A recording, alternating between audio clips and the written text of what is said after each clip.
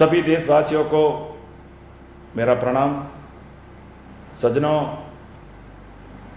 आज आप सभी जानते हो, हमारे देश ही नहीं अपितु पूरी दुनिया के अंदर ये एक बहुत बड़ी महामारी आई है और इसका कहीं भी इलाज नहीं है। हमारे देश के सभी महानुभावों ने भी बताया है, इसका सिर्फ एक ही इलाज है, लॉकडाउन।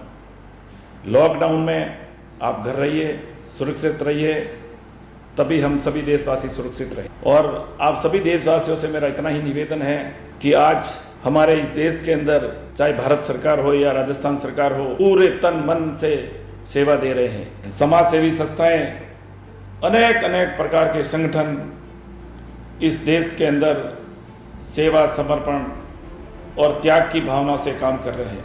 मैं उन सबको प्रणाम करता हूं।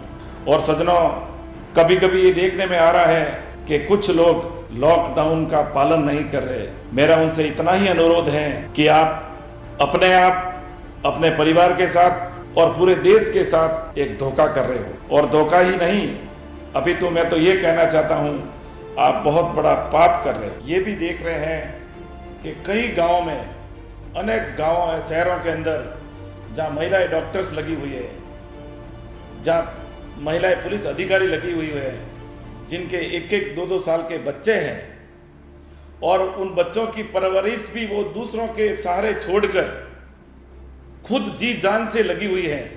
उन पर क्या बीतती होगी। वो आज मानव मात्र की सेवा में लगी हुई है, मानव जीवन को बचाने में लगी हुई है, और उनके ऊपर जो लोग पत्थर फेंक रहे हैं, इतने बड़ी शर्म की बात। मेरी आज उन लोगों से भी गुजारिश है कि कम से कम पूरा हिंदुस्तान उनका सम्मान कर रहा है।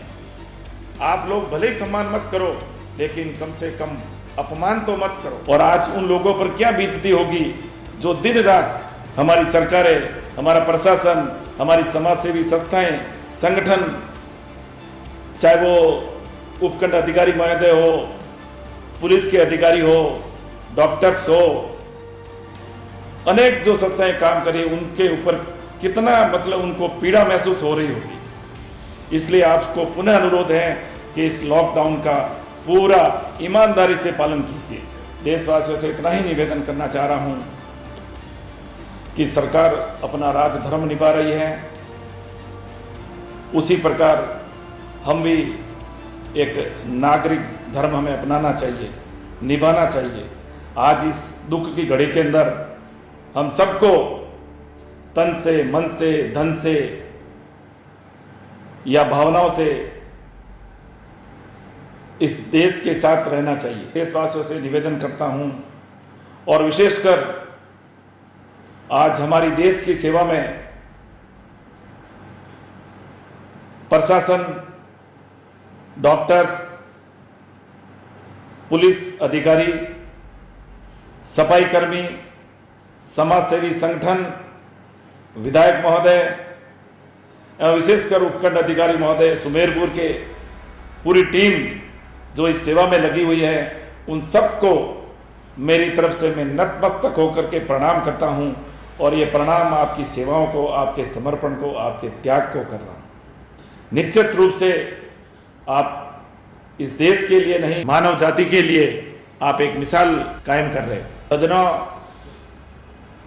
इस महामारी को न तो पैसों से जीता जाता है और न शरीर से।